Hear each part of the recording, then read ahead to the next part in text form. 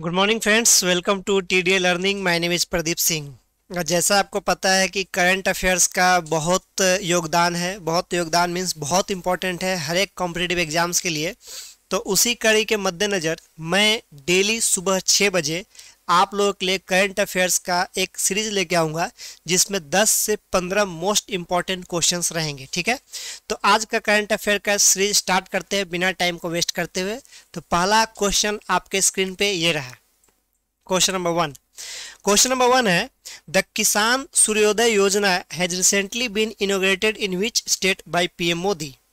प्रधानमंत्री मोदी ने हाल ही में किस राज्य में किसान सूर्योदय योजना का उद्घाटन किया है? और आपके ऑप्शन है हरियाणा, हिमाचल प्रदेश, राजस्थान, उत्तराखंड एंड गुजरात। आप अपने आंसर को कमेंट में बताइए फास्ट। हरियाणा, हिमाचल प्रदेश, राजस्थान, उत्तराखंड एंड गुजरात। तो इसका सही आंसर है ऑप्शन नंबर ई, और जो है गुजरात। ठीक है, ऑप्शन नंबर ई क्या है? गुजरात। ये योजना क्या है? ये योजना के तहत 16 घंटा बिजली की सप्लाई दी जाएगी। ठीक है, बिजली की सप्लाई दी जाएगी 16 घंटा, मतलब सुबह 5 बजे से, ठीक है, रात को 9 बजे तक। और ये जो प्रोजेक्ट है टोटल, ये 3500 करोड़ रुपए का प्रोजेक्ट है। ठीक है, और जो लक्ष्य है वो ये कि 2023 तक इस स्कीम के तहत जितने भी किसान भाई हैं हमारे गुजरात के, उन सबको ऐड किया जाए। ठीक है, तो ये हो गया आपका सवाल नंबर 1 का आंसर, ऑप्शन नंबर ई क्या है? गुजरात। अगला सवाल, और अगला सवाल आपके स्क्रीन पे है, which state of India has announced to set up a country's first sand dune park and interpretation centre. Bharat के किस राज्य ने देश के पहले रेत टिब्बा पार्क और व्याख्या केंद्र स्थापित करने की घोषणा की है? ठीक है, ऑप्शन है केरला, तमिलनाडु, गोवा, महाराष्ट्र एंड आंध्र प्रदेश। फटाफट बताइए, 5 ऑप्शंस आपके सामने। क्विक क्विक, 10 सेकंड का टाइम। और इसका सही आंसर है गोवा। ठीक है, ये गोवा में प्रोजेक्ट बनेगा जिसके लिए वर्ल्ड बैंक भी हेल्प कर रहा है इसको, ये गोवा में ये प्रोजेक्ट डेवलप करने के लिए। अब वर्ल्ड बैंक, देखिए क्या क्या सवाल बनते हैं करंट अफेयर्स में, अभी पता होना चाहिए। वर्ल्ड बैंक का एक और नाम है, क्या बोलते हैं? IBRD। और वर्ल्ड बैंक का हेडक्वार्टर कहाँ पे है? तो ये वाशिंगटन DC। अब जैसे गोवा आ गया तो गोवा का आपको क्या पता होना चाहिए? कैपिटल। तो गोवा का कैपिटल क्या है? पणजी। ठीक है, गोवा का कैपिटल क्या है? पंजिम। इसके CM कौन है गोवा के? प्रमोद सावंत। गोवा का गवर्नर कौन है? ये आप बताइए, गोवा का गवर्नर कौन है? ठीक है, फटाफट कमेंट में बताइए गोवा का गवर्नर। तो इसका सही आंसर क्या है? गोवा। फास्ट चलेंगे ताकि आपका टाइम किल ना हो। ठीक है, ये हो गया। अगला क्वेश्चन नंबर 3 आपके स्क्रीन पे ये रहा। क्वेश्चन नंबर 3 बोलता है, Pakistan is currently under which list of the FATF for being non-cooperation in the global fight against money laundering and terrorist financing? वर्तमान में पाकिस्तान मनी लॉन्ड्रिंग और आतंकवादी वित्त पोषण, मतलब पैसा देना, के खिलाफ वैश्विक लड़ाई में गैर सहकारी होने के लिए FATF की किस सूची में है? FATF एक संस्था है। ठीक है, FATF, मार्कर में इंक कुछ ज़्यादा ही हो गया। ठीक है, इंक बाहर आ रहा है। तो ये है FATF, ये एक संस्था है जो, ये एक वॉचडॉग है जो कंट्रोल करती है कि कौन सा जो कंट्री है वो टेररिस्ट को हेल्प करता है या इनके गाइडलाइंस के अनुसार चलता है। अगर किसी कंट्री को पाया गया कि वो फाइनेंशियली टेररिस्ट को हेल्प कर रहा है तो उस कंट्री पे डिफरेंट टाइप्स ऑफ बैन लगाए जाते हैं। उसी के तहत पाकिस्तान एक कंट्री है जिसके ऊपर बैन लगाया गया है और पाकिस्तान को ग्रे लिस्ट में डाला गया है। ठीक है, अगर पाकिस्तान ब्लैक लिस्ट हो गया तो उसको दूसरे दुनिया से लोन लेना, वर्ल्ड बैंक से लोन लेना, IMF इंटरनेशनल मॉनेटरी फंड से लोन लेना उसके लिए मुश्किल हो जाएगा। तो ग्रे लिस्ट में डाला गया है। इसको फरवरी 2021 तक देखा जाएगा। अगर फरवरी 2021 तक ये नहीं सुधार हुआ तो इसको ब्लैक लिस्ट में भी डाला जा सकता है। ठीक है, तो इसका सही आंसर क्या है? Grey list. ठीक है, अगला सवाल, सुबह सुबह का माहौल है, ठंडी ठंडी मौसम है यहाँ पे, हल्की फुल्की। ठीक है, अगला सवाल, which country has received the UK 2020 Brunel medal for India assisted Mangdechhu hydro electric project for excellence in civil engineering? किस देश को सिविल इंजीनियरिंग में उत्कृष्टता के लिए भारत सहायता प्राप्त मंगदेचू जल विद्युतीय परियोजना के लिए यूके का 2020 का ब्रुनेल पदक दिया गया है? तो ये एक हाइड्रो इलेक्ट्रिसिटी प्रोजेक्ट है, ठीक है, जो दो कंट्री के बीच में है। एक आपका हो गया इंडिया और दूसरा हो गया आपका भूटान। तो ऑब्वियस बात है, इसका सही आंसर क्या होगा? ऑप्शन नंबर ई, और वो है क्या आपका भूटान। क्लियर बात? तो इसका आंसर हो गया। ठीक है, मैं घुस जा रहा हूँ क्वेश्चन के अंदर, अभी ध्यान रखूंगा मैं। भूटान, भूटान का कैपिटल क्या है? थिम्पू। तो ये सब भी आप ध्यान रखिएगा, यहाँ पे राजा का शासन चलता है और राजा इंडिया के काफी अच्छे मित्र हैं। इससे रिलेटेड और क्या क्या चीजें बन गई आपकी? सार्क जो नेशन होता है, south Asian association for regional cooperation, जिसका हेडक्वार्टर कहाँ पे है? काठमांडू में है, उसका एक मेंबर है भूटान। तो देखिए किस तरह से क्वेश्चंस बनते हैं और किस तरह से एग्जाम में आता है। करंट अफेयर से रिलेटेड स्टैटिक चीज भी आपको पढ़ना पड़ेगा ताकि आप ज्यादा से ज्यादा स्कोर कर सके और बहुत अच्छा परफॉर्म कर सके आपके आने वाले स्टेट एग्जाम्स और रेलवे एग्जाम के लिए। अगला सवाल, अगला सवाल क्वेश्चन नंबर क्या है भाई? 5। Question number 5, the longest temple ropeway project of the world has been inaugurated in which state of India? ठीक है, विश्व की सबसे लंबी रोपवे परियोजना का उद्घाटन भारत के किस राज्य में किया गया है? ऑप्शंस आपके हैं राजस्थान, गुजरात, केरला, हिमाचल प्रदेश एंड उत्तर प्रदेश। फटाक से कमेंट में बताइए 10 सेकेंड के अंदर। क्वेश्चन नंबर 5 का आंसर क्या है बताइए। और इसका सही आंसर है, कुछ लोगों का कमेंट भी आ रहा है, ठीक है, अभी सारे लोगों का कमेंट तो नहीं पढ़ सकता मैं, कुछ लोगों का कमेंट आ रहा है, ठीक है। तो इसका जो सही आंसर होगा वो है आपका गुजरात। और ये जो जगह है जहां पे बनाया गया है वो जगह है गिरनार। ये जो प्रोजेक्ट है ये 130 करोड़ रुपए का प्रोजेक्ट है, ठीक है, जो रोपवे का। ये तो जगह क्या है? गिरनार। और स्टेट क्या है? गुजरात। यहाँ का राजधानी क्या है? राजधानी हो गई आपकी गांधीनगर। और इसके सीएम कौन है? तो सीएम है विजय रूपानी। तो आपका सवाल बन गया कि बताइए इसका गवर्नर कौन है। समझ गए बात को? बताइए फटाक से इसका गवर्नर कौन है। तब तक हम चलते हैं अगले सवाल की ओर। और नेक्स्ट क्वेश्चन, अगला सवाल आपके स्क्रीन पे ये रहा, question number 6, PM Modi has inaugurated the paediatric heart hospital which is India's biggest hospital for cardiology in which city? ठीक है, हॉस्पिटल का नाम पूछा जा रहा है। प्रधानमंत्री मोदी ने बाल रोग अस्पताल का उद्घाटन किया है जो कार्डियोलॉजी के लिए भारत का सबसे बड़ा अस्पताल है।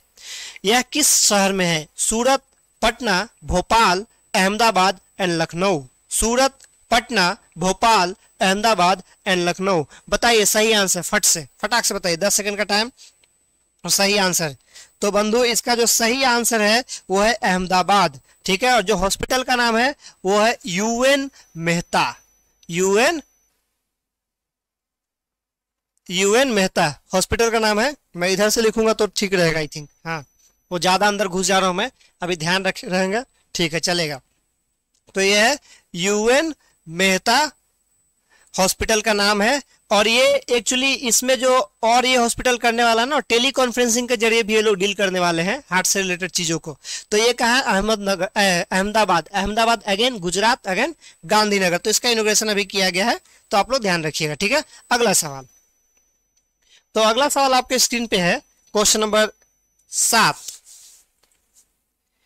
The BSc has recently partnered with which company to support SMEs and startups to get listed on the exchange? exchange BSc, Bombay stock exchange, BSc होता है, एक NSE होता है, सेंसेक्स एंड निफ्टी का नाम आपने सुना होगा, तो वही BSc और NSE होता है।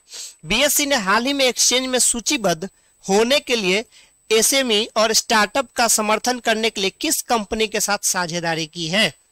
जो स्टार्टअप्स होते हैं ना, जैसे हम लोग भी एक स्टार्टअप है, तो स्टार्टअप को लिस्टेड करने के लिए कुछ क्राइटेरिया होता है कि 5 साल तक उसका टर्नओवर क्या हो, उसका प्रॉफिट कितना हो रहा है, फिर उसको लिस्ट किया जाता है, आईपीओ आता है, और उसके बाद लोग शेयर खरीद सकते हैं, ठीक है। तो उसी प्रोसेस के लिए स्टार्टअप को रजिस्टर्ड करने के लिए बीएससी ने एक ऑर्गेनाइजेशन के साथ टाई अप किया है। उस ऑर्गेनाइजेशन का क्या नाम है वो आपसे पूछा जा रहा है।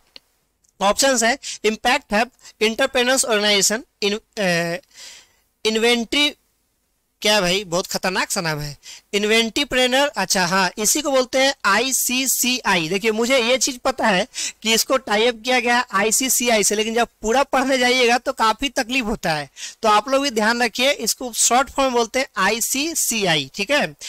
Inventipreneur chamber of commerce and industry. अगला ऑप्शन है public accelerator incubator. Last option है federation of Indian chamber of commerce and industry, ठीक है, जिसको शॉर्ट फॉर्म में बोलते हैं फिक्की, ठीक है, फिक्की। तो इसका सही आंसर बताइए फटाक से। आई थिंक थोड़ा आप लोगों के लिए मुश्किल होगा ये, क्योंकि ये इस तरह के क्वेश्चंस बहुत कम आप लोग पढ़ते हैं। तो इसका सही आंसर है ऑप्शन नंबर सी, और वो है ICCI, ठीक है। इसका सही answer option number C, ICCI। अगला सवाल, क्वेश्चन नंबर 8 आपके स्क्रीन पे ये रहा। Which player has won the 2020 prestigious Grand Prix? ये फॉर्मूला 1 का चैंपियनशिप होता है। किस खिलाड़ी ने 2020 का पुर्तगाली ग्रैंड प्रिक्स जीता है? लेविस हैमिल्टन, मैक्स वर्स्टैपेन, रिकार्डो जुआनो, वैलेटरी बोटास, चार्ल्स लेक्रेस। तो इसका सही आंसर है ऑप्शन नंबर ए, लेविस हैमिल्टन, जो कि मर्सिडीज के लिए खेलते हैं, मर्सिडीज की गाड़ियां चलाते हैं, ठीक है। तो इनका सही आंसर ऑप्शन नंबर ए, लेविस हैमिल्टन। अगला सवाल, क्वेश्चन नंबर 9।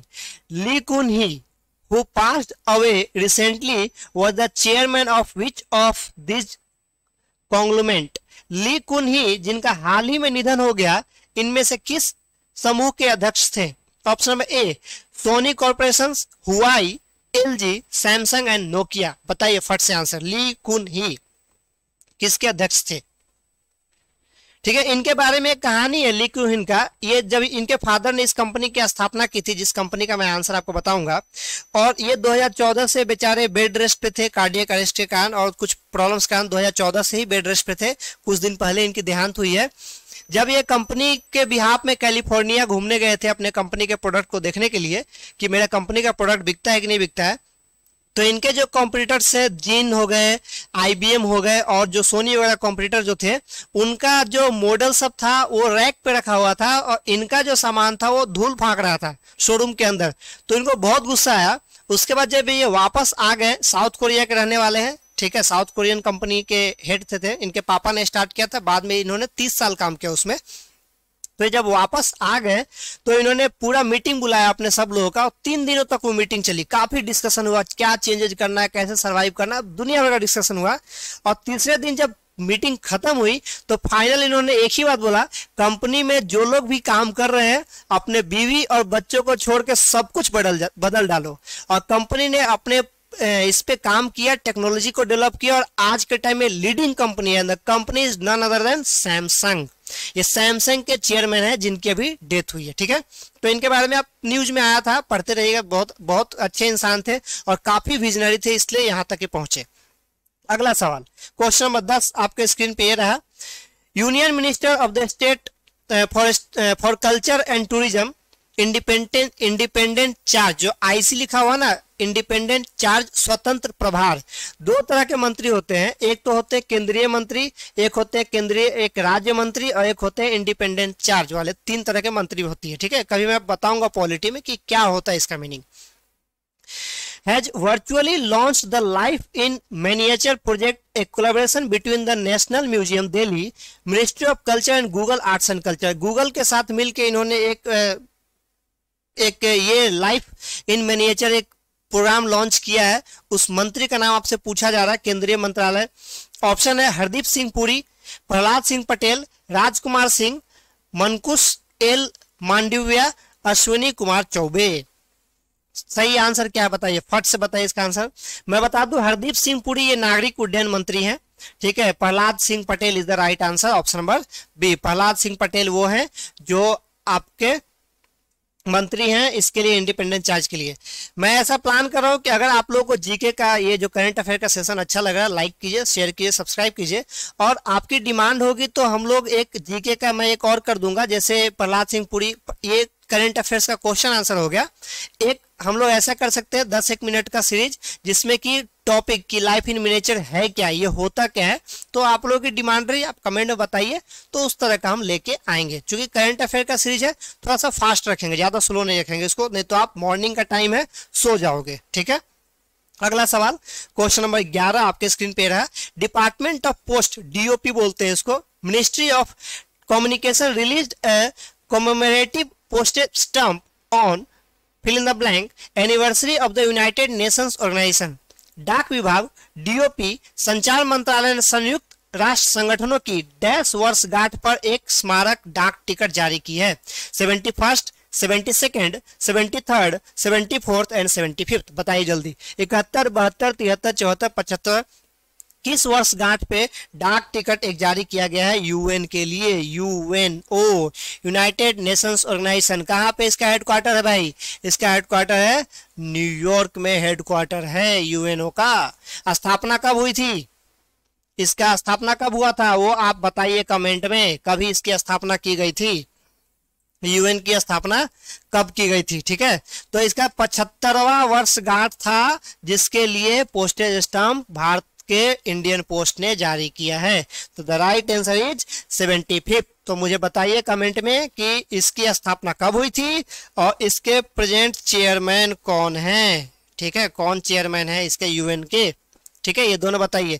तीसरा सवाल यही बनेगा कि यूएन में इंडिया के रिप्रेजेंटेटिव कौन है, ये भी सवाल बनता है। ठीक है, तो ये क्या हो गया? ये हो गया आपका इंटरनेशनल हेडक्वार्टर। तो इंटरनेशनल हेडक्वार्टर से बहुत सारे सवाल आते हैं जो आपको पढ़ने होंगे, जैसे international court of justice, IBRD, IMF, फिर फूड सिक्योरिटी, इन्वायरमेंटल प्रोग्राम। ठीक है, ये सब चीजों को पढ़िएगा ताकि एग्जाम में आप बहुत जबरदस्त परफॉर्म कर सके। इसी बात पे अगला सवाल, और अगला सवाल आपके स्क्रीन पे रहा। इसका कमेंट मुझे आंसर चाहिए तो मुझे पता चलेगा कि आप लोग पढ़ते भी हैं, नहीं तो पता चलेगा सिर्फ टाइम पास करते हैं। इसी बात पे question number 12, which of the following corporation has featured on the top on the list of Indian PSUs under the world's best employer 2020 published by Forbes. Forbes एक मैगजीन है जो बताती है रिच लिस्ट के बारे में, कंपनी के बारे में, जो बताती है कि दुनिया में सबसे अमीर आदमी कौन है, इंडिया में सबसे अमीर कौन है, इनका रैंकिंग दुनिया में क्या है, ये सब चीजें बताती हैं। निम्नलिखित में से किस निगम ने फोर्ब्स द्वारा प्रकाशित वर्ल्ड बेस्ट एम्प्लॉयर 2020 के तहत भारतीय सार्वजनिक उपक्रमों की सूची में शीर्ष पर छापा है? सार्वजनिक उपक्रम पीएसयू बोलते हैं, पब्लिक सेक्टर यूनिट, जैसे आपका भेल हो गया, आपका इंडियन ऑयल हो गया, ठीक है, एचपी हो गया, कोल इंडिया लिमिटेड हो गया। ठीक है, ये सारे पीयूसी होते हैं। पीएसयू में आप 2-3 चीजों का और ध्यान रखिएगा। एक होता है नवरत्न कंपनी होता है, एक होता है मिनी रत्न कंपनी होता है, एक होता है महारत्न कंपनी। तो आपको ये पता होना चाहिए कि नवरत्न में कौन कौन सी कंपनियां आती हैं, मिनी रत्न में कौन कौन सी कंपनियां आती है और महारत्न में कौन कौन सी कंपनियां आती है, उनके क्या क्राइटेरिया। ये एग्जाम में, रेलवे में तो बहुत बार पूछता है कि which of the following company belongs to the Maharatna category, which of the following company belongs to the mini ratna category. ठीक है, तो ऑप्शन आपके ये रहे, SAIL, SAIL, SAIL steel authority of India limited, GAIL gas India limited, HPCL, Haldia petrochemicals limited बोलते हैं इसको, then भेल Bharat heavy electrical limited, then NTPC. ये सब मुझे याद है, आपको भी याद रखना पड़ेगा। Then NTPC, the right answer is NTPC, NTPC national thermal power corporation. This is what the right answer, जो कि फोर्ब्स ने बताया है कि इंडिया का बेस्ट एम्प्लॉयर पीएसयू है। क्लियर बात? तो समझ में आया पीएसयू से क्या क्या पढ़ना होता है। तो इसी तरह हम लोग फास्ट थोड़ा पढ़ते चलेंगे ताकि आप बाद में इसके ऊपर वर्कआउट कीजिएगा। अगला सवाल question number 13, which of the following bank has shut down his operation. His नहीं होना चाहिए, यहाँ इट्स होना चाहिए, इट्स ऑपरेशंस, क्योंकि ये हिज लगता है जिंदा लोगों के लिए, अब बैंक निर्जीव चीज है तो यहाँ इट्स लगना चाहिए, टाइपिंग मिस्टेक है। विच of the following bank has shut down his operation in Sri Lanka after getting approval from the Sri Lankan monetary authority. निम्नलिखित में से किस बैंक ने श्रीलंका के मौद्रिक प्राधिकरण से मंजूरी मिलने के बाद श्रीलंका में अपना परिचालन बंद कर दिया है? Option number A ICICI bank, option number B Yes bank, C HDFC bank, D Axis bank and E Kotak Mahindra bank. तो द राइट आंसर, फटाक से कुछ लोग आ रहा है, फटाफट पार्टिसिपेट कीजिए, आंसर करते जाइए। ऑप्शन नंबर ए आईसीआईसी, क्या है? ICICI ICICI is the right answer. मुझे बस दो चीज बताइए आप लोग, दो चीज नहीं तीन चीज कमेंट में बताएंगे। पहला, कैपिटल ऑफ श्रीलंका, इसका कैपिटल क्या है, ठीक है।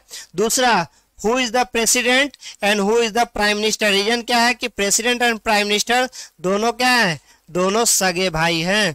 तो मुझे बताइएगा, दिख रहा है आप लोग बराबर, थोड़ा लाइट हो गया आज, कोई बात नहीं, अगले लेक्चर में ध्यान रखा जाएगा, ठीक है। तो ये मुझे बताइएगा, क्लियर बात। अगला सवाल, अगला सवाल आपके स्क्रीन पे रहा, question number 14। Indo Tibetan border police force, जिसको ITBP बोलते हैं, जिसमें रिक्रूटमेंट SSC के थ्रू होता है, स्टाफ सिलेक्शन कमीशन का जो CPO होता है, सेंट्रल पुलिस ऑर्गेनाइजेशन, उसके थ्रू इसका रिक्रूटमेंट होता है, पैरामिलिट्री फोर्स बोलते हैं इसको।